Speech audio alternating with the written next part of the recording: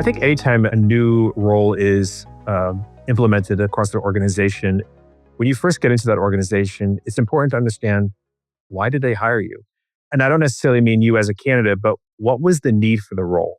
I really want to sit down with the executive team and understand what keeps them up at night. What are their risks and what are their concerns? Because I never want to come into an organization and say, you must have a corporate security program that looks like this, and these are the pillars of priority. No, no, no, no. I want to build a corporate security program that meets the demand of the executives and the leadership to make sure I'm really understanding their risks before I continue on to my risk assessment and sort of the typical pillars of the corporate security program.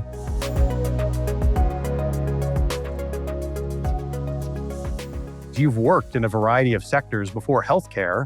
From a security perspective, what stands out to you as different or maybe just more complex about the environment that you're in now? Oh, that's a great question, Peter. At New York Blood Center Enterprises, we are a complex organization. And I don't mean that from like a difficult perspective, but just complex. Our footprint from a real estate perspective is over 70 locations across the United States. We have hundreds of vehicles of fleet because we're literally bringing blood from point A to point B to a hospital, to a person in need who really needs that blood.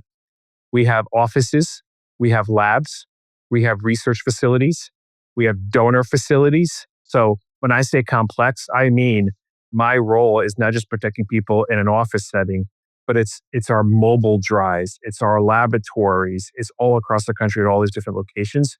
So it is a complex role, and you're constantly prioritizing what's going on today and what do I need to forecast for tomorrow.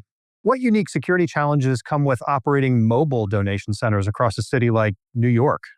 Very unique challenge, and it's one that I encounter almost on a daily basis. So as I mentioned, we have offices, we have laboratories around the country, but that every single day there are teams of people that will go to a college university, will go to an office setting in Manhattan, or will go to a park or law enforcement or a fire department and conduct a mobile drive. And the mobile drive is exactly what it sounds like, right? It's a setup of our drive.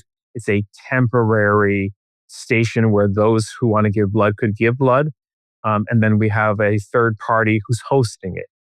On my end, when something bad happens, what's the first question that anybody in my role gets asked? Where are our people? Where are our people involved, right? Whether it's an active shooter or something significant that was unexpected, any leader wants to immediately know, are my people involved? Are they safe?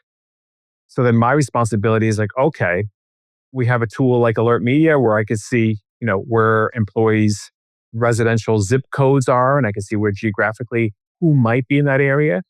But when it comes to mobile drives, like you asked, Peter, I then need to go to another list and go, where are my mobile drives today? Where are the offices? Are our donor centers open or closed? Because those hours vary as well.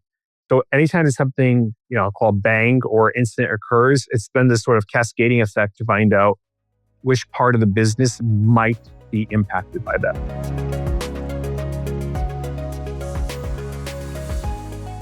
When you talk about where you are now being really complex, I can imagine that has a real impact on training. So what does your training strategy look like for ensuring employees across the organization are prepared for any kind of security incident that might happen? I'm always readjusting and reevaluating the training. So it's a multi-layered answer. The first layer, I'm going to call it new employee orientation. So anytime a new employee starts at New York Blood Center Enterprises, there is a 10, 15-minute corporate security slide deck that's part of that. And that's a new initiative that I started. I want employees on day one to understand the importance of security at this organization. The next layer of training is annual training. So workplace violence, run, hide, fight, it's part of an all-employee training program here to ensure that all of our employees, whether you're out in the field or you're in the office, have the necessary training and the necessary education as to how to handle a workplace violence incident. And then the next layer on top of that is tabletop exercises, right? So we have emergency response plans. We have a corporate crisis management team.